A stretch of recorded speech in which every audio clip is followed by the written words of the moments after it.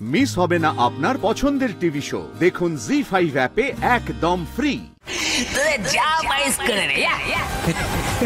আপনাদের মতো নির্লজ্জ না আমি দুটো দেখিনি। আপনাদের এই লোভই আপনাদেরকে শেষ করবে। পর্দার এবারে একেবারে আটঘাট বেঁধে নেমেছে। তাছাড়া ওরা তো নিজেরাই পুলিশ উকিল সবকিছু নিয়ে এসেছে। আমার বোন বলছে জানো তো সৃজন, এই অনিরুদ্ধ সুখবিলাস এদের সাথে না দাদাদের একটা আঁতাত আছে। জানো তো সৃজন, আমার মনে হচ্ছে যে এর গোড়াটা কোথাও একটা গভীরে পোতা রয়েছে, আর সেই গোড়াটা হচ্ছে দাদারা। মানে ওরা একেবারে সব দিক থেকে আমাদেরকে নিঃস্ব করে দিতে চাইছে, সবটা কেড়ে নিতে চাইছে আমাদের কাছ থেকে। আমি ভাবতে পারছি না, আমাদের যত টাকা আছে সব তো শাড়ির কথার অ্যাকাউন্টে, আর সেটা ছিল। এখন তো ওগুলো সব সুইচ হয়ে গেছে ওই দ্য ইউনিক স্টাইল কোম্পানিতে। এখন আমরা কি করব? সব হয়েছে বর্দার জন্য। জেঠুরা খুব খারাপ, খুব খারাপ জেঠুরা। ওনা তুমি এখন প্রেগনেন্ট, এত রাতেও তোমাকে বাড়ি থেকে বের করে দিচ্ছে মানুষ কোথাকারের। আর এখন মা বাবা জেঠি বুবাই পুটি ওদেরকে নিয়ে কোথায় যাব? এত রাতে কোথায় গিয়ে উঠবো আমরা? এই দত্ত বাড়ি তো আমাদের সবার, আর ও আমাদের বাড়ি আমাদের কাছ থেকে এভাবে কেড়ে নিতে পারবে না। না না, আমি থানায় যাব, আমি ওর এগেনস্টে কমপ্লেন করবো। ওর সব শয়তানি আমি ঘুচিয়ে দেবো, আজ রক্তারক্তি হয়ে যাবে। মা, বাবা তো খুব রেগে গেছে, এবার কি হবে?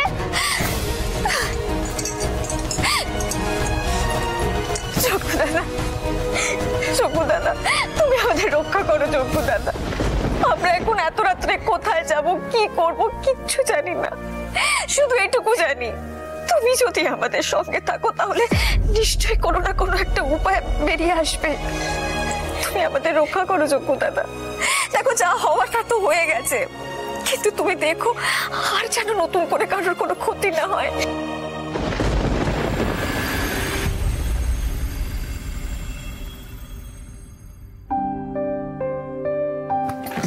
কৃষ্ণা, কি করছো?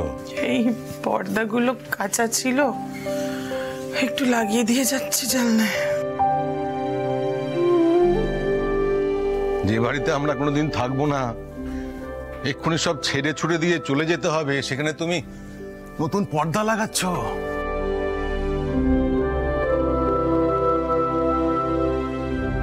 বিয়ের পর থেকে তো এই বাড়িটাতেই থেকে গেলাম বাবুর বাবা। এই বাড়িটার সঙ্গে সঙ্গে আমাদের সম্পর্কগুলোর বয়স বাড়লো।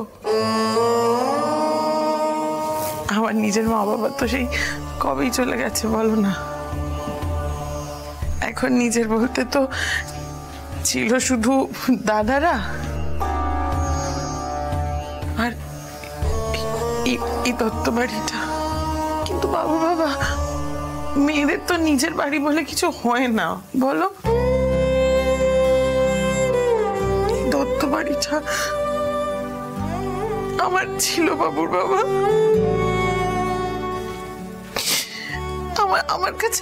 আমার কাছে আমার সন্তানের মতনই বাড়িটা। আমি আজকে চিরতরে বেরিয়ে যাওয়ার আগে আমার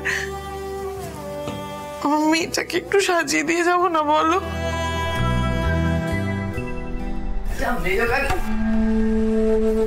ও বাবা, এখানে তো ড্রামা শুরু করে দিয়েছো তোমরা।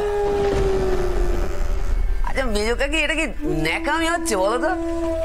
আমি তো বুঝতে পারছি না। তোমাদের এসব নাকি কান্না কাঁদতে তো যাও না, বাড়ি থেকে বেরিয়ে গিয়ে করো না।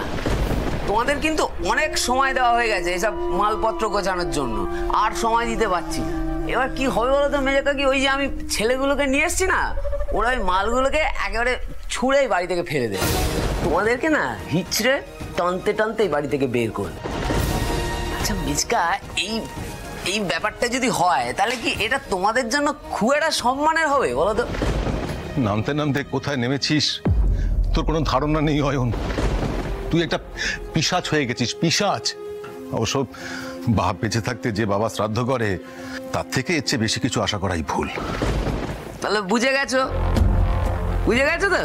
যে আমার থেকে ঠিক কতটা আশা করা যায় আর কতটা যায় না। তাই আর কথা বাড়িয়ে লাভ নেই, চল এবার এসো এসো এসো। বাবুর বাবা ওর সঙ্গে একটাও কথা বলবে না।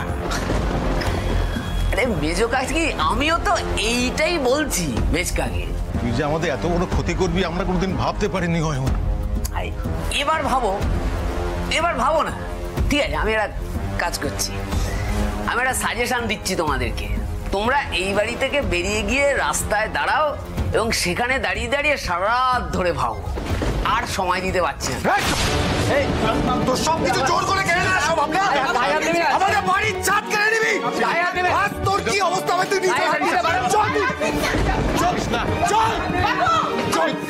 ধরো চলো। বর্ণা, বর্ণা শিগগিরি এসো, বর্ণা শিগগিরি এসো। বাবু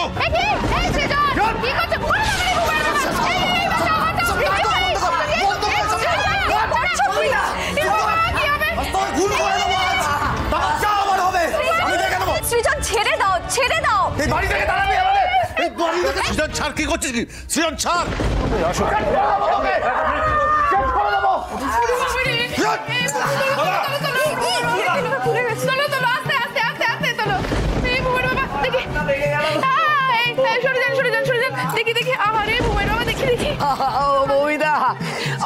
হাতটা এইবার একেবারে ভেঙে গেছে।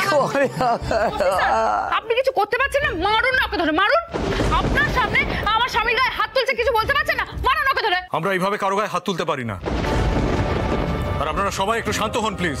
আরে আপনি জানেন না ও একটা চোর ঠকবাজ। তোর অনেক বেয়াদবি সহ্য করেছি। এর আগে ওই বাড়ি ভাগাভাগি করার চেষ্টা করেছিলিস, তখনও সহ্য করেছিলাম। আর আজ আমাদের মাথার উপর থেকে ছাদ কেড়ে নিবি বলছিস? কিরে, অনেক বড় হুনু হয়ে গেছিস না তুই? অনেক বড় হুনু হয়ে গেছিস। হ্যাঁ হয়েছি। কি করবি তুই? কিচ্ছু করতে পারবি না। তোর এত বড় সাহস, তুই পুলিশের সামনে দাঁড়িয়ে আমার গায়ে হাত তুলিস?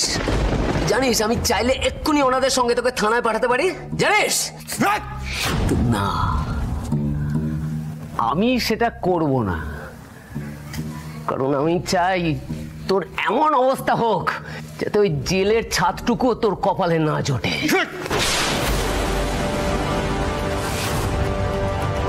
আচ্ছা মমিতা, এই দত্তবাড়ি নিয়ে ওদের গর্বের শেষ ছিল না, তাই না? সারাক্ষণ এই দত্তবাড়িকে নিয়ে ওরা খুব গর্ব করত। কিন্তু এখন কি করবি রে? তোদের ওই গর্ব অহংকার সব তখন ঠান ঠান করছে রে। এমনকি তোদের পকেটটাকে ঠান ঠান করে দিয়ে তোদের মাথার উপর থেকে ছাদটা আমি উড়িয়ে দিয়েছি।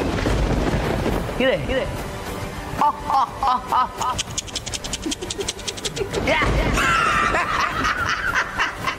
তোদের যা পাইস করে রে। আপনাদের মতো নির্লজ্জ না আমি দুটো দেখিনি। আপনাদের এই লোভই আপনাদেরকে শেষ করবে। জি5 ডাউনলোড করুন আর সব এপিসোড দেখুন একদম ফ্রি।